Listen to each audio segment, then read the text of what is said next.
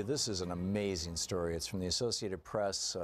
Somebody tweeted it to me, actually, and I'm sorry I don't have it right up in front of me, so I can't acknowledge the person, but you can find it on my Twitter feed, but you can also find it on the Associated Press. It's by Ellen Nickmeyer, and the headline is EPA rollbacks already touching Americans' lives. You'll recall, 1 hour ago right now, I was debating this with Horace Cooper from, the conservative lawyer from the conservative think tank. And what they're talking about is these 37 mostly women farm workers in California's Central Valley who were out picking food in an orchard, or excuse me, they were picking cabbage. In fact, let me just read you a paragraph of this. Picking cabbage that morning, the workers noticed a tarry smell. Actually, let me back it up. This is the very beginning. For 37 mostly female farm workers in California's Central Valley, U.S. policy under EPA Chief Scott Pruitt became personal not long after sunup one day in May of 2017. Picking cabbage that morning, the workers noticed a tarry smell drifting from a nearby orchard.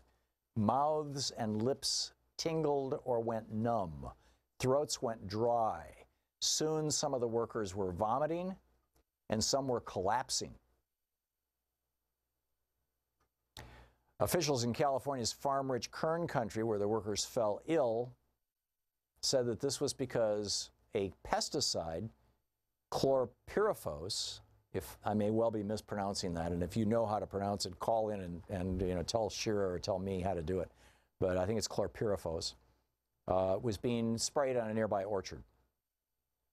And then they point out 5 weeks before, in one of his first acts at the EPA, Pruitt reversed an Obama-era initiative to ban all food crop uses of that particular pesticide, chlorpyrifos, which damages the brain and nervous system of fetuses and young children and has been prohibited because of that as a household bug killer since 2001. That's George W. Bush's EPA. So here Scott Pruitt says, oh, no problem. You can go back to using this insanely toxic pesticide that we know causes birth defects. And presumably, one of the things we know is typically any compound that'll produce a birth defect can also produce cancer because the mechanism is almost the same. It's disruption of DNA.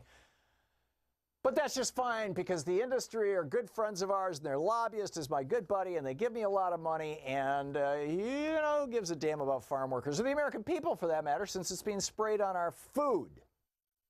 So the stuff that's causing the farm workers to fall over and pass out and puke and, just from getting a whiff of it is now in your food, thanks to Scott Pruitt and Donald Trump.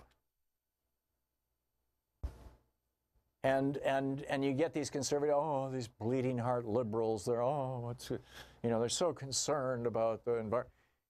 Come on.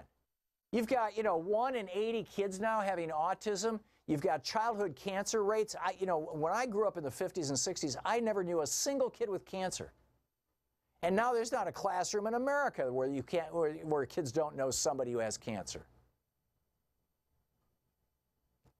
Birth defects. I knew one kid all the time I was in school who had a birth defect.